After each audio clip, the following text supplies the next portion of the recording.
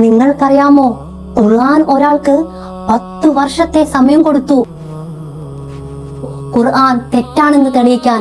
പക്ഷേ അയാൾക്കതിന് കഴിഞ്ഞില്ല. ആരാണെന്നല്ലേ? അതാണ് അബൂലഹബ്. ബിസ്മില്ലാഹിർ റഹ്മാനിർ റഹീം. തബ്ബത് യദാ അബീ ലഹബിൻ വതബ്.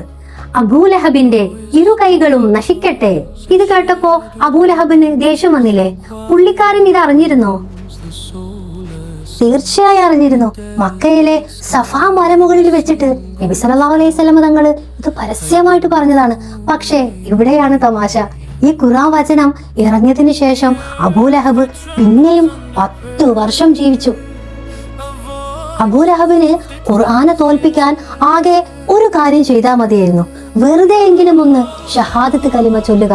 അബൂലഹബ് മുസ്ലിമായാൽ ഖുർആൻ പറഞ്ഞത് തെറ്റാണെന്ന് വരുമായിരുന്നു.